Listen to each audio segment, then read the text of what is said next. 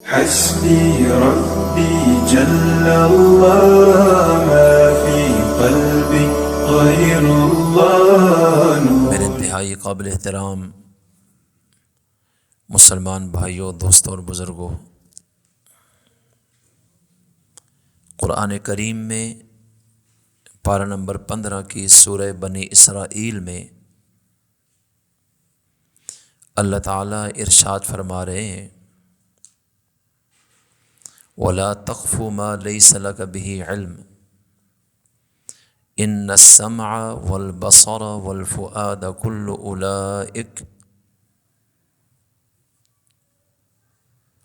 أُولَئِكَ كَانَ عَنْهُ مَسْئُولًا۔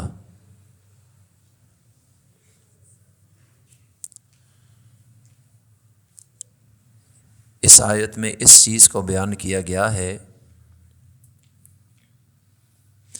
کہ جس چیز کا آپ کو علم نہیں، جس سے آپ کا سروکار نہیں، اس کے پیچھے نہ پڑیں اور اس کی ٹوہ میں نہ لگیں۔ اللہ تعالیٰ نے کان، آنکھ اور دل یہ 3 نعمتیں عطا کی ہیں، اور ہر نعمت کے متعلق قیامت کے دن پوچھا جائے گا کہ تم نے کان، آنکھ اور دل کو درست استعمال کیا یا غلط استعمال کیا۔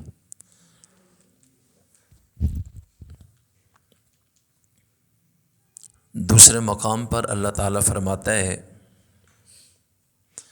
قُلْ هُوَ الَّذِي أَنشَأَكُمْ وَجَعَلَ لَكُمُ السَّمْعَ وَالْأَبْصَارَ وَالْأَفْئِدَةَ قَلِيلًا مَا تَشْكُرُونَ، کہ آپ کہہ دیجئے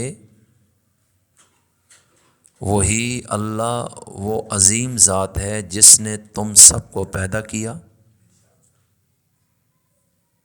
اور تمہارے لیے کان، آنکھیں اور دل بنائے۔ قلیلا ما تشکرون، بہت کم تم شکر ادا کرتے ہو۔ یہ اللہ تعالیٰ کا ایک شکوہ ہے انسان پر کہ تم شکر گزاری بہت کم کرتے ہو، جب کہ یہ نعمتیں میں نے تمہیں عطا کی۔ اگر غور سے دیکھا جائے تو انسان کے وجود میں زیادہ دخل بھی انہی 3 چیزوں کا ہے، اچھے یا برے میں۔ کان، آنکھ، ایک زبان اور دل۔ اللہ تعالیٰ نے اس آیت میں 3 نعمتوں کا ذکر کیا ہے، جس میں پہلے نمبر پہ کانوں کا ذکر ہے۔ کان کیا ہے؟ ایک پردہ ہے باریک، اللہ تعالیٰ کی قدرت کی نشانی ہے کہ جو آوازوں کو سنتا بھی ہے اور آوازوں کو پہچانتا بھی ہے اور اس میں فرق بھی کرتا ہے۔ باریک جھلی اور پردہ ہے، اور دنیا حیران ہے کہ اس میں کیا عجیب سسٹم ہے۔ اللہ تعالیٰ فرماتے ہیں کہ یہ میری ایک خاص نعمت ہے جو تمہیں عطا کی۔ آنکھ کیا ہے؟ ایک قطرہ ہے آب، پانی کا ایک قطرہ ہے، جو شکلوں کو دیکھنے کی صلاحیت رکھتا ہے اور شکلوں میں فرق کرنے کی صلاحیت بھی رکھتا ہے، ان کو پہچانتا بھی ہے۔ اور اس پانی کے قطرے میں اللہ تعالیٰ نے یہ کمال رکھ دی ہے۔ اور دل ایک لوتھڑا ہے خون کا یا گوشت کا، اللہ تعالیٰ نے پورے جسم کا کنٹرولر اس کو بنایا ہے، اور پورے وجود کا یہ ذمہ دار ہے اور پورے وجود کو کنٹرول کرتا ہے۔ انسان کا سارا جسم دل کے قبضے میں ہے، اور یہ ایک چھوٹا سا گوشت کا لوتھڑا ہے، لیکن تمام عقائد، نظریات، افکارات اسی دل میں ہوتے ہیں، ایمان اور یقین اسی دل میں چلتا ہے، اچھی اور بری خواہشات وہ بھی اسی دل کی دنیا کے اندر چلتی ہیں۔ تو یہ باطن میں ایک ایسا جہان ہے جو اللہ نے اس چھوڑے سے گوشت کے لوتھڑے میں سمو کے رکھ دیے۔ اللہ تعالیٰ فرماتا ہے یہ نعمتیں میں نے تمہیں دی ہیں اور ان کے متعلق میں قیامت میں تم سے پوچھوں گا کہ یہ جو میں نے 3 نعمتیں تمہیں دی تھیں ان کا استعمال کیسے کیے، یہ میں قیامت کے دن تم سے سوال کروں گا۔ دوسرے مقام پر فرمایا لَتُسْأَلُنَّ يَوْمَئِذٍ عَنِ النَّعِيمِ، کہ جتنی بھی نعمتیں دی ہیں سب کے متعلق قیامت میں تم سے پوچھا جائے گا۔ لیکن سورہ بنی اسرائیل میں ان نعمتوں میں سے ان خاص 3 نعمتوں کا مستقل ذکر کیا کہ اس کے مسئلے میں بڑا دھیان کرنا ہے۔ اب اگر کان اور آنکھ، دل، اس کا استعمال درست ہو تو دنیا میں امن، عزت اور سکون نصیب ہوگا اور آخرت میں جنت ملے گی۔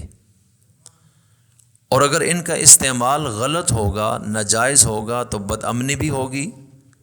معاشرے میں فساد بھی ہوگا اور قیامت کے دن جہنم میں بھی جانا پڑے گا۔ تو میں عرض یہ کرنا چاہتا ہوں کہ اللہ تعالیٰ کی یہ نعمتیں ہم میں سے ہر ایک کو ملی ہیں،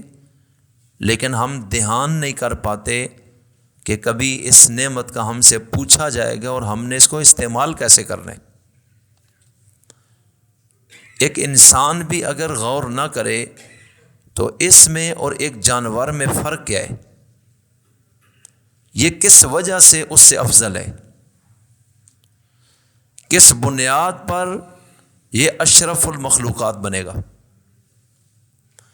لازمی طور پہ ایک جانور کی زندگی اور اس کی زندگی میں فرق ہوگا۔ جنگل میں آپ چلے جائیں تو جانوروں کی زندگی بالکل الگ ہوتی ہے، ان کے ہاں کوئی قانون نہیں، کسی کے حق کی پہچان نہیں، ایک دوسرے کی عملداری میں دخل، وہاں کا طاقتور وہاں کے کمزور کو نگل جاتا ہے اور کوئی انصاف نہیں۔ بس جو طاقتور ہے وہی وہاں رہ پاتا ہے، کوئی قانون، انصاف، حقوق، احساس نام کی چیز نہیں ہے۔ اور اگر انسان کے معاشرے میں بھی یہی ہے تو پھر آپ خود بتائیں کہ یہ کیوں افضل ہے، یہ کیوں جنت میں جائے گا؟ آخر اس کی اللہ سے کوئی رشتہ داری ہے؟ اللہ تعالیٰ سے اس کا کوئی خاص رشتہ ہے یا یہ اللہ کی مجبوری ہے؟ قرآن کریم یہی باتیں بتا اور سمجھا رہے کہ تم اس چیز کو ذہن میں رکھو کہ ہم نے تمہیں اشرف اور افضل بنایا ہے، تم پر کچھ ذمہ داریاں ڈالی ہیں، ان کو تم نے جاننا اور پہچاننا ہے اور ادا کرنا ہے۔ اگر تم یہ کام کر گئے تو تم ہمیشہ کے لیے کامیاب ہو جاؤ گے، اور اگر تم اس میدان میں فیل ہو گئے تو پھر آخرت تمہاری برباد ہے، اور دنیا تو ویسے ہی تم نے اپنی برباد کر دی اور دوسروں کی بھی۔ تو اللہ تعالیٰ قرآن کریم میں اس چیز کو بیان فرما رہے ہیں، اس پہ آج ہم نے غور کرنا ہے۔ آنکھ کے متعلق انشاءاللہ اگلے جمعے، اس سے اگلے جمعے دل کے متعلق بات کریں گے، اور اس سے اگلے جمعے میں زبان کے متعلق کہ شریعت اسلام ہمیں کیا کہتی ہے۔ کان کا استعمال انسان کو کرنے کی اجازت دی گئی ہے کہ وہ سنے۔ اللہ تعالیٰ نے کائنات میں خود آوازیں پیدا کی ہیں کانوں کی سماعت کے لیے۔ اگر قوت سماعت ہوتی، یعنی سننے کی طاقت اندر ہے، لیکن سننے کے لیے آواز کوئی نہ ہوتی تو انسان کیا کرتا؟ اس لیے اللہ تعالیٰ نے جہاں قوت سماعت انسان کو دی وہیں سننے کے لیے آوازیں بھی اس کائنات میں پیدا کی، لیکن کانوں سے سنا کیا جائے، اللہ اور اس کے رسول نے کیا بتایا ہے، اس بات کو جاننا ضروری ہے، اور کن باتوں پر دھیان نہ دھرا جائے ورنہ خرابی ہو جائے گی، اس کو سمجھنا ضروری ہے۔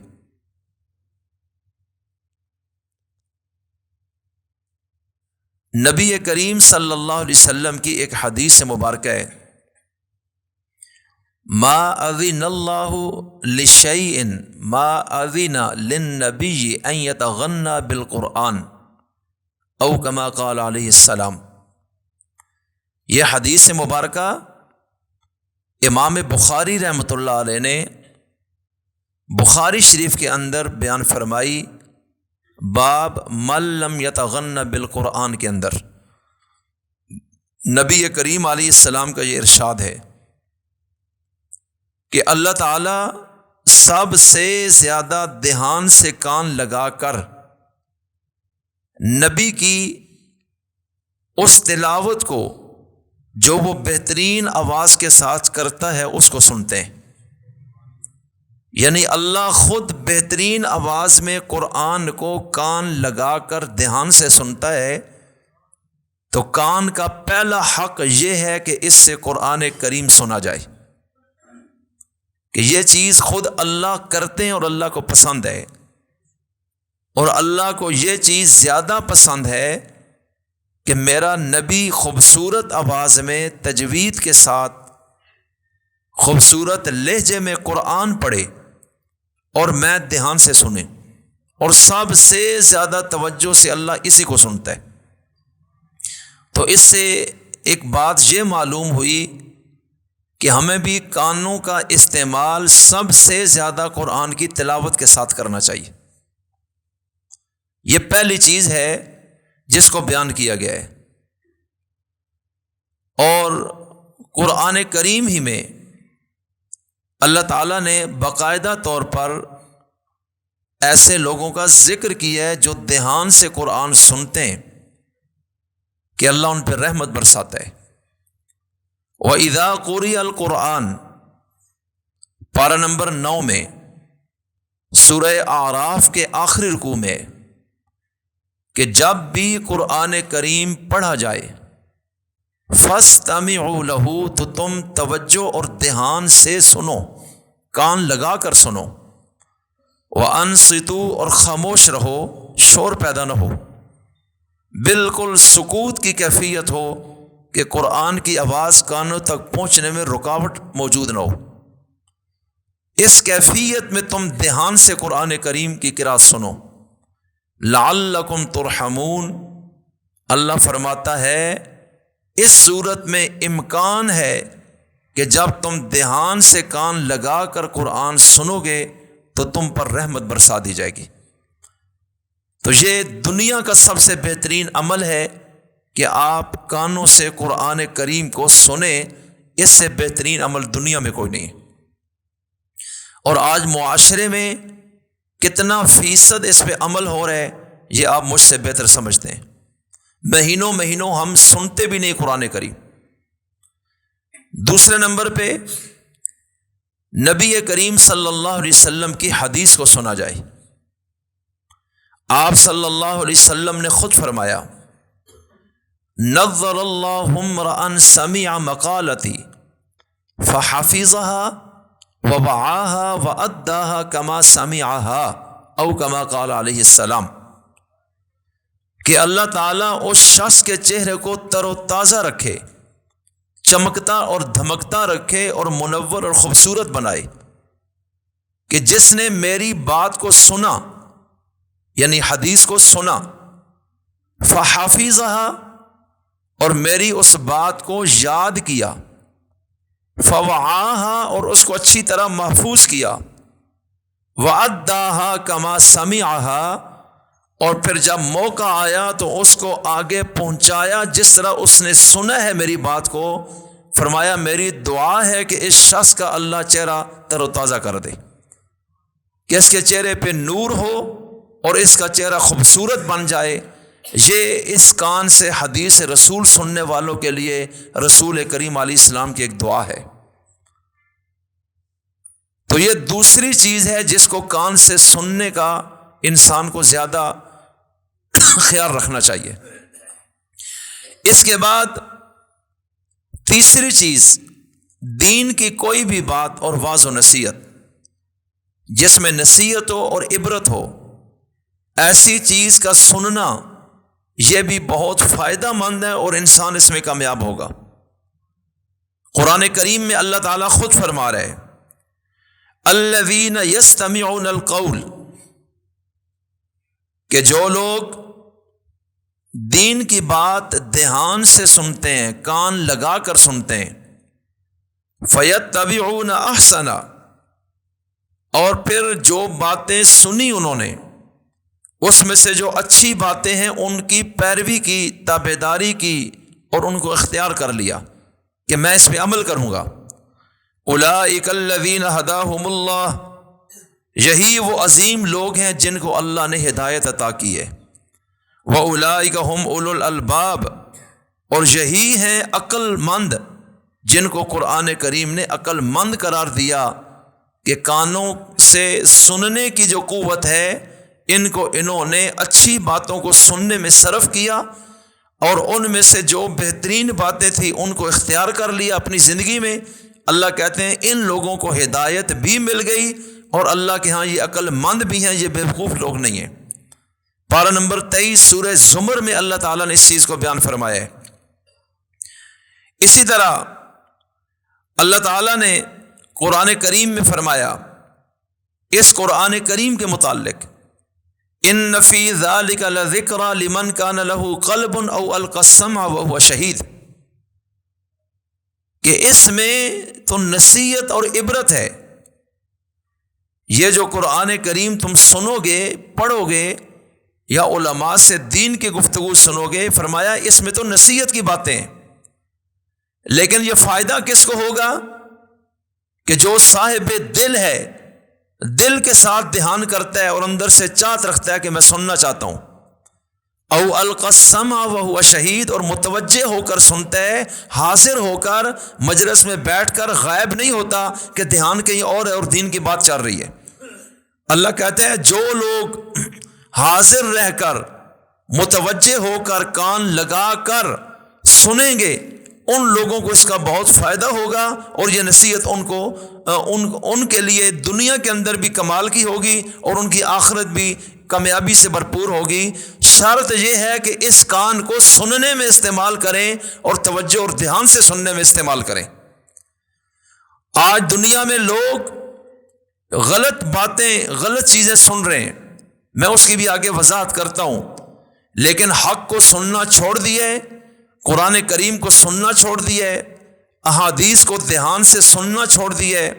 علماء اور نیک لوگوں کی واعظ و نصیحت کو دھیان سے سننا چھوڑ دیا ہے، جس وجہ سے زندگی آپ کے سامنے ہے کہ دین سے کتنی دور چلی گئی اور انسانیت سے بھی کتنا ہٹ چکے ہیں۔ صرف بگاڑ اس چیز کا ہے کہ اس کان کی نعمت کو ہم نے صحیح استعمال نہیں کیا۔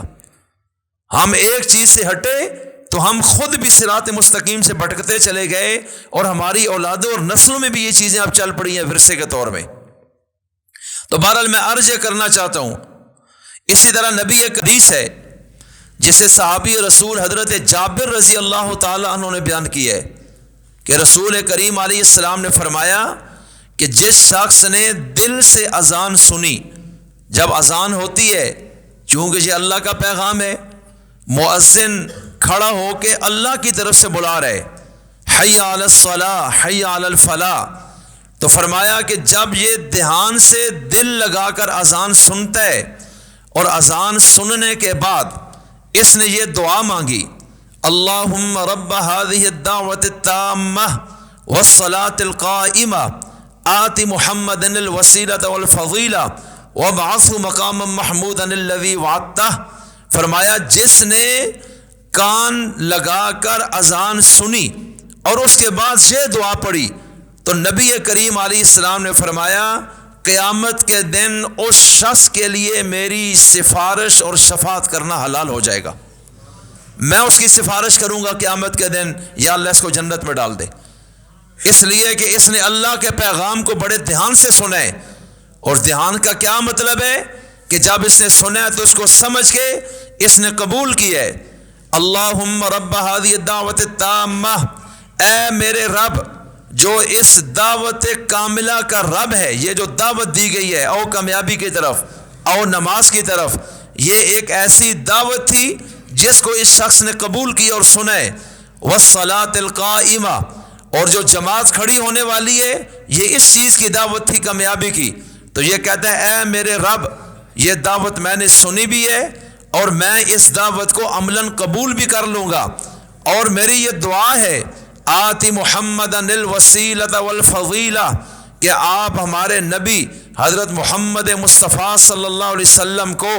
جو قیامت میں مقام وسیلہ ہے وہ عطا کر دیجئے، اور جو وہاں کا سب سے بڑا درجہ ہے وہ عطا کر دیجئے۔ وَابْعَثْهُ مَقَامًا مَحْمُودًا الَّذِي وَعَدتَّ، اور آپ نے قرآن کریم میں اپنے نبی سے یہ وعدہ کیا ہے کہ میں قیامت کے دن مقام محمود پہ آپ کو کھڑا کروں گا اور اس منصب پہ بٹھاؤں گا۔ تو میری دعا ہے کہ میرے رسول کو جس مقام کا تو نے وعدہ کیا ہے وہ عطا کر۔ رسول کائنات کہتے ہیں اللہ کا پیغام سننے کے بعد اس نے میرے حق میں یہ دعا کی، میں قیامت کے دن اس کی سفارش کروں گا۔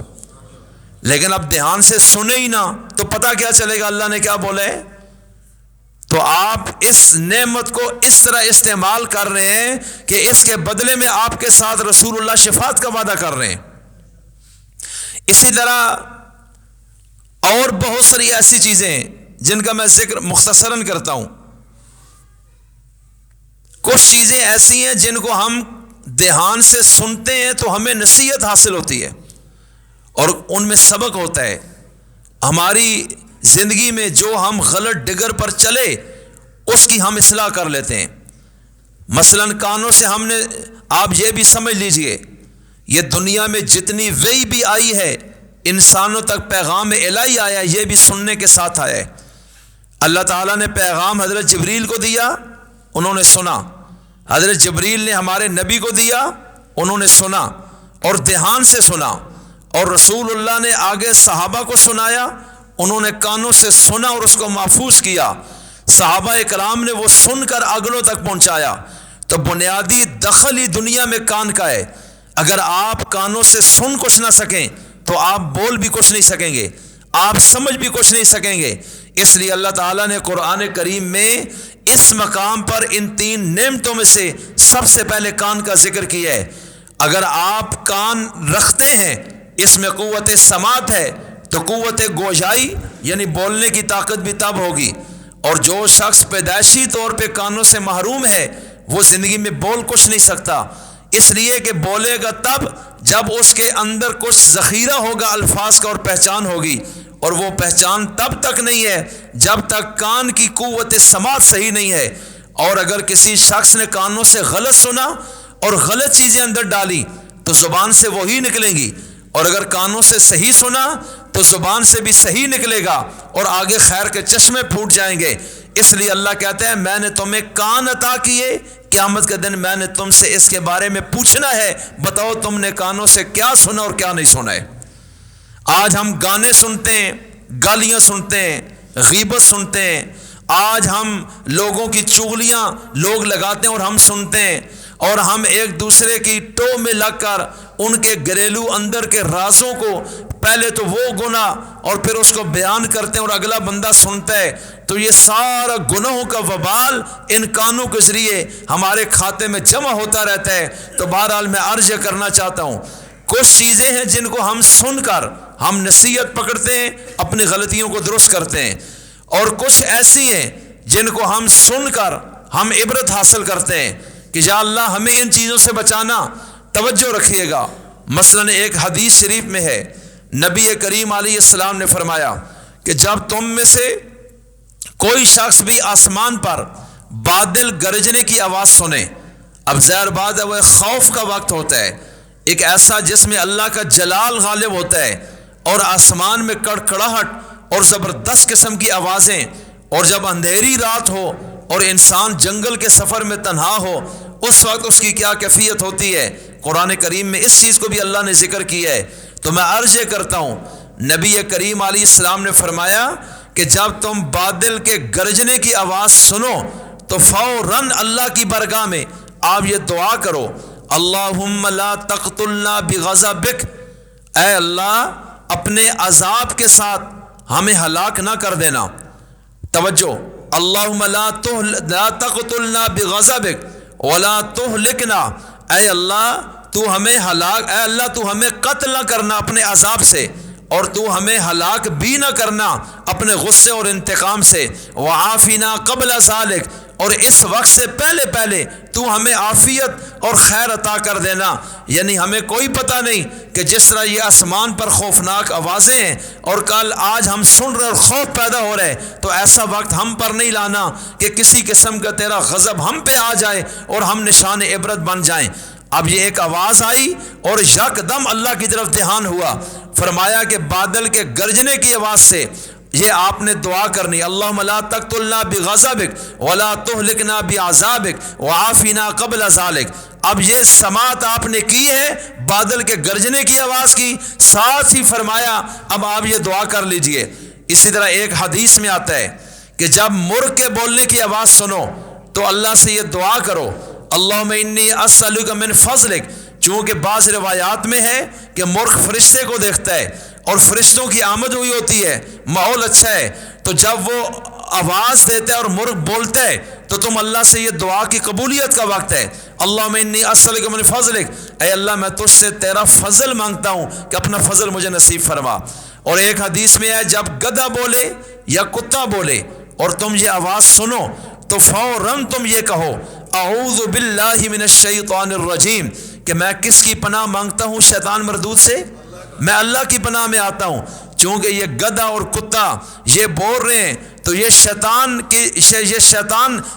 جنات بھی ان کی شکلوں میں آتے ہیں، اور پھر یہ دیکھتے ہیں ان کو، بعض دفعہ شیطان آتا ہے تو کتا اور گدھا اس کو دیکھ کے بول پڑتا ہے، اور اس وقت شیطان کا کوئی حملہ نہ چل جائے، اس لیے فرمایا فوراً تم اللہ کی پناہ میں چلے جاؤ کہ تمہیں وہ نظر تو نہیں آ رہا۔ تو اب یہ دیکھیں کتنی عجیب عجیب آوازیں ہیں، لیکن ہمیں ہر قدم پر رسول کریم نے آواز سننے کے ساتھ رہنمائی فرمائی ہے۔ تو عرض کرنے کا مقصد، کبھی ہم اس طرف دھیان لگائیں کہ یہ اللہ کی کتنی بڑی نعمت ہے جس سے ہم سن رہے ہیں، ہم آوازوں کو پہچان رہے ہیں۔ اور دوسری طرف آ جائیے، اب ہم کیا کرتے ہیں؟ ہم کانوں سے بجائے قرآن سننے کے، حدیث سننے کے، جمعے کا خطبہ سننے کے، کوئی دین کا بیان سننے کے، ہم واعظ و نصیحت کی باتیں سننے کے، اور ہم اچھی چیزیں لینے کے، آج ہم غلط طرف چل رہے ہیں۔ اور قرآن کریم میں اللہ نے اس چیز کو بھی بیان فرمایا ہے۔ سب سے پہلے اس مسئلے میں عرض کرنا چاہتا ہوں، مثلا آپ غور کیجئے، یہ سورہ لقمان ہے، پارہ نمبر 21 میں اللہ تعالیٰ اس مقام پر ذکر کر رہے ہیں کہ لوگ غافل کرنے والی چیزیں، لاو و لعب میں، رقص و سرود میں مبتلا کرنے والی، اللہ سے غفلت میں ڈالنے والی چیزوں کی طرف لوگ مشغول ہو گئے، اور لوگ ایسے آلات خریدتے ہیں اپنی جہالت کی وجہ سے، اور پھر اس طریقے سے وہ اللہ کے عذاب کی طرف چلے جاتے ہیں۔ میں پہلے آیات کا ترجمہ کرتا ہوں، پھر اس سے آگے آپ کو آسانی ہوگی سمجھنے میں۔ اللہ فرماتا ہے وَمِنَ النَّاسِ مَن يَشْتَرِي لَهْوَ الْحَدِيثِ، کہ لوگوں میں سے کچھ وہ بھی ہیں کہ جو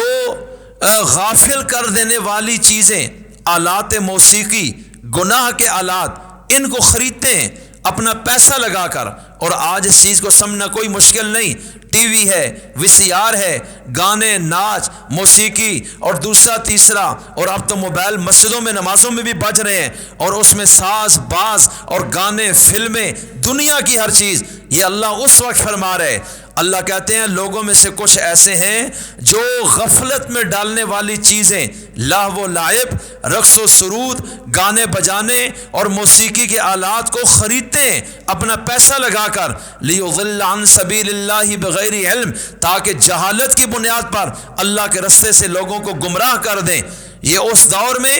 نبی کریم علیہ السلام قرآن کریم پڑھتے تھے اور لوگ سنتے تھے، ان کی زندگیاں بدلتی تھیں، رونگٹے کھڑے ہو جاتے تھے، اور ان کی زندگیوں پر پازیٹیو اثرات اس کے دکھائی دیتے تھے۔ تو کفار کے سرداروں کو یہ چیز اچھی نہیں لگتی تھی اور وہ کہتے تھے یہ شخص پرانے دور کے کہانیاں اور قصے سناتا ہے، اور یہ عرب کے لوگ بڑے انٹرسٹڈ ہو کے ان کو سنتے ہیں۔ کبھی یہ حضرت یوسف کی بات بتا رہے ہیں، کبھی حضرت ابراہیم کے قصے بتاتے ہیں، کبھی یہ حضرت نوح کے واقعات بیان کرتے ہیں، اور کبھی یہ حضرت زکریا، حضرت عیسیٰ، حضرت یحییٰ، حضرت موسیٰ، حضرت یعقوب اور دیگر انبیاء کے تذکرے جو تاریخ سے بھرپور ہیں ان کو بیان کرتے ہیں، اور یہ لوگ اس چیز کو سننے کے لیے اس شخص کے قریب آ جاتے ہیں، اور اس طرح ہمارے عقیدے سے ہٹ کر اس شخص کی لائن پہ کھڑے ہو جاتے ہیں۔ تو کیوں نہ ہم اس شخص کا توڑ کریں اور ہم بھی ایسے قصے کہانیوں کی کتابیں، ناول اور ڈائجسٹ لے کر آئیں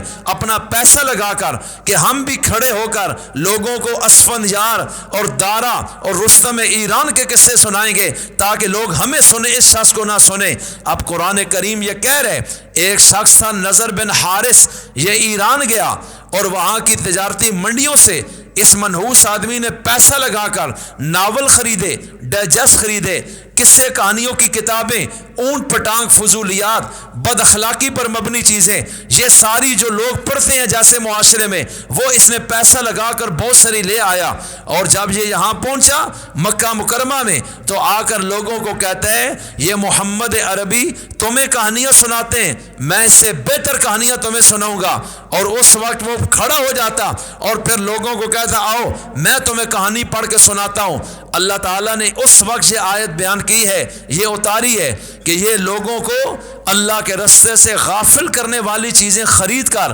جہالت کی بنیاد پر لوگوں کو گمراہ کرنے کے لیے یہ لوگ یہ کردار ادا کرتے ہیں، اور اللہ کے دین کو ایک مذاق انہوں نے بنا دیا ہے، اللہ کے پیغام کو انہوں نے ہلکا کرنے کی کوشش کی ہے۔ اولئک لہم عذاب مہین، ان کے لیے بڑا رسوا کر دینے والا عذاب ہوگا۔ اللہ کہتا ہے ان کو سزا تو دوں گا لیکن بڑا ذلیل کر کے دوں گا اور بہت رسوا کر کے ان کو میں نشان عبرت بنا دوں گا۔ وَإِذَا تُتْلَى عَلَيْهِ آيَاتُنَا، اور جب یہ تلاوت کی جاتی ہے ہماری آیتوں کی جو رسول کریم پڑھتے ہیں، اور یہ لوگ تو سن رہے ہیں لیکن یہ بھی جب سنتے ہیں وَلَّا مُسْتَكْبِرًا، اپنے آپ کو بڑا سمجھتے ہوئے پیٹھ دے کر نکل جاتے ہیں، كَأَلَّمْ يَسْمَعْهَا كَأَنَّ فِي أُذُنَيْهِ وَقْرًا، گویا کہ سنی ہی نہیں، اس طرح انسنی کر دی کہ باتیں سن کر بس یہاں سے ایسے نکلے، اپنے آپ کو بڑا سمجھتے ہوئے گویا کہ سنی کوئی نہیں، کوئی حیثیت ہی کوئی نہیں ہے۔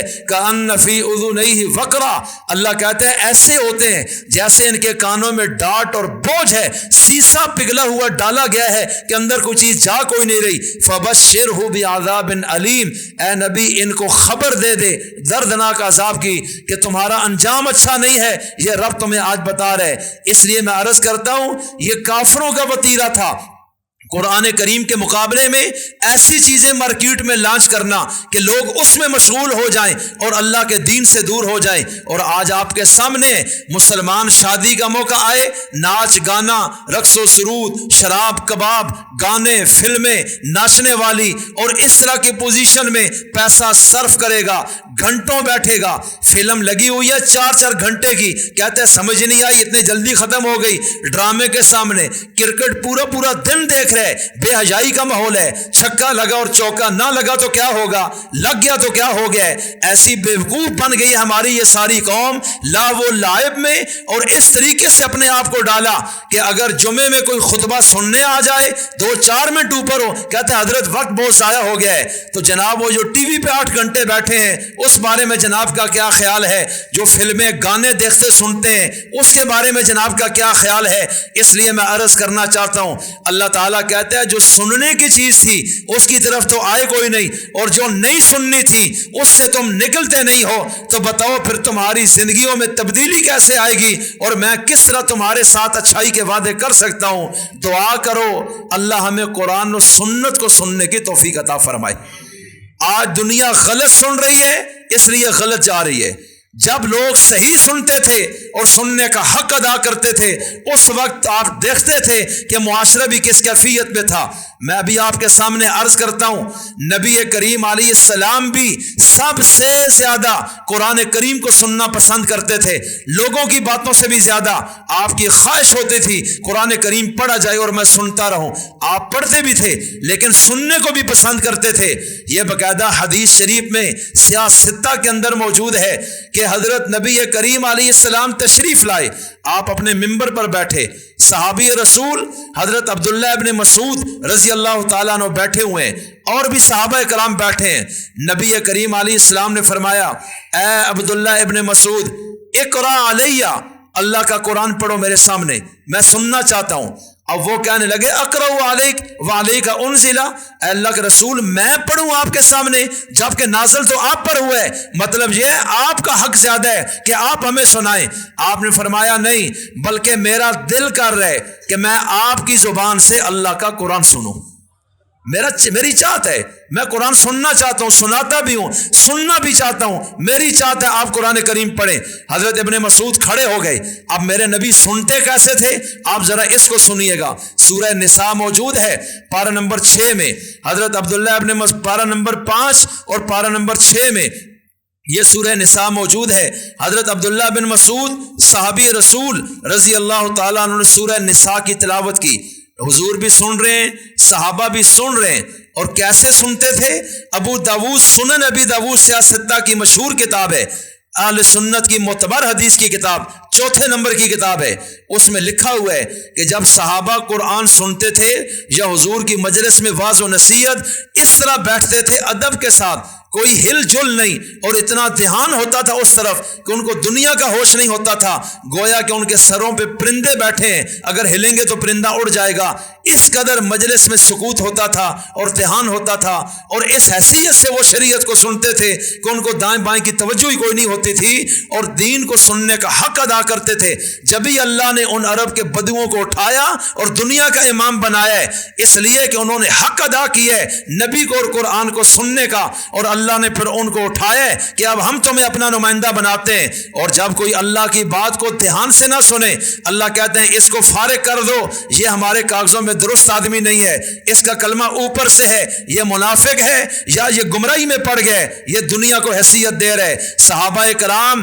ایک مرتبہ ایسے بھی ہوا کہ جب جمعے کا خطبہ ہو رہے، اور کیونکہ تجارتی قافلے آتے تھے اور وہ کئی دن یا مہینوں بعد تجارتی منڈیوں سے یمن اور شام سے مال لے کر پہنچتے، اور یہاں کے بڑے بڑے بیوپاری اور تاجر موقع کی تلاش میں ہوتے کہ جب وہ آئیں تو ہم بھاگ کے جائیں اور ہم جا کر فوراً سودا کریں اور مال اٹھائیں۔ اور یہ وقت بڑا ایسا تھا جس میں ایک جھمگٹا ہوتا تھا مدینہ کی منڈی میں۔ رسول کریم علیہ السلام جمعے کا بیان فرما رہے ہیں، خطبہ دے رہے ہیں، اللہ کے قرآن کی آیات پڑھ رہے ہیں، مسجد بھری ہوئی ہے، ابھی وہ لوگ تربیت کے مرحلے سے گزر رہے تھے، اس لیے جب کوئی غلطی ہوتی اللہ ساتھ ہی اوپر سے وہی اتار دیا کرتے، نبی ڈانٹ بھی دیا کرتے، کبھی جھاڑ بھی دیا کرتے، کبھی محبت سے سمجھاتے۔ ایسا اس قوم کی تربیت ہو گئی کہ بات کہنے اور سننے سے سمجھ آتی ہے، اگر کہی نہ جائے اور توجہ سے سنی نہ جائے تو پورا قرآن بھی ناکافی ہو جائے گا۔ اب رسول کریم کھڑے ہوئے، آپ کھڑے ہو کے خطبہ دے رہے ہیں کہ اچانک شور ہوا کہ تجارتی قافلہ آیا، اس میں سے بہت سارے بندے بھاگے کہ ہم جا کر پہلے سودے کو دیکھیں کیا کیا سامان آیا ہے۔ اللہ کو یہ بات بالکل پسند نہیں آئی۔ اللہ نے قرآن کریم پارہ 28 میں سورہ جمعہ میں دوسرا رکوع اتارا ہے، یا ایھا الذین آمنوا اذا نودی للصلاۃ من یوم الجمعہ فاسعوا الی ذکر اللہ وذروا البیع، کہا ایمان والو تمہیں کیا ہو گیا، جب بھی نماز کے لیے بلایا جائے تو پھر تم مسجد میں آ جاؤ جمعے کے دن، اور جب بلایا جائے یعنی ندا ہو یعنی اذان ہو جمعے کی پہلی اذان جو جمعے کی اذان ہے، فرمایا جب یہ ہو تو اے ایمان والو سن لو یہ بات، وذروا البیع، تجارت بند کر دو، دکانیں کلوز کر دو، مارکیٹ سے نکل آؤ، اس لیے کہ تمہیں رب نے بلایا ہے۔ یہ تم کس طرف چل پڑے ہو کہ آج تم اللہ کی بات کو سنتے سنتے دنیا کی طرف بھاگے ہو، اور اتنا سخت جھاڑ پلائی اللہ نے کہا جس تجارت کی طرف تم جا رہے ہو اس تجارت کا کوئی فائدہ نہیں، اور جس تجارت کی طرف میں نے بلایا ہے اصل یہ وہ تجارت ہے، باقی رہا رزق کا معاملہ تو رزق میں نے دینا ہے، اگر میں نہ چاہوں تو میں کوئی نہیں دے سکے گا۔ اس طرح صحابہ اکرام جو جو گئے تھے انہوں نے آ کے توبہ کی، یا رسول اللہ آج کے بعد کبھی ایسے نہیں ہوگا، پھر یہ دنیا ان کو دھوکہ نہیں دے سکی، انہوں نے ہر چیز پر پیغام خدا کو مقدم رکھا، پیغام رسول کو مقدم رکھا۔ تو میں عرض کرتا ہوں، میرے نبی نے فرمایا، ابن مسعود میں سننا چاہتا ہوں آپ کی زبان سے، مسجد نبوی میں، مدینہ منورہ میں، ریاض الجنت میں، صحابہ کے جم غفیر میں صاحب قرآن چار ہے، حضرت ابن مسعود نے قرآن کریم پڑھنا شروع کی ہے، سورۃ النساء، اور جب سورۃ النساء پڑھ رہے ہیں آگے جا کے ایک آیت آتی ہے، فَكَيْفَ إِذَا جِئْنَا مِنْ كُلِّ أُمَّةٍ بِشَهِيدٍ وَجِئْنَا بِكَ عَلَىٰ هَٰؤُلَاءِ شَهِيدًا۔ اللہ تعالیٰ اس میں کیا فرما رہے ہیں؟ اپنے نبی کریم حضرت محمد مصطفیٰ صلی اللہ علیہ وسلم کے متعلق کہ وہ بھی کیسا منظر ہوگا جب قیامت کے دن ہر امت میں سے ہم گواہ کھڑا کریں گے کہ آپ اٹھو اور گواہی دو ان کے بارے میں عالمی عدالت میں، اور ہم آپ کو بھی گواہ بنا کر کھڑا کریں گے۔ اب جب اس آیت پہ پہنچے ابن مسعود دیکھتے ہیں رسول اللہ کے کہ تم اللہ اور اس کے رسول کی بات کو اتنے دھیان سے سنو کہ اس کے متعلق کبھی تمہارا ذہن دائیں بائیں نہ جائے، اوقات اور ان چیزوں کو چھوڑ دو، اس لیے کہ اب اللہ اور اس کے رسول کی بات ہو رہی ہے۔ صحابہ کرام کی اس طرح تربیت کی گئی۔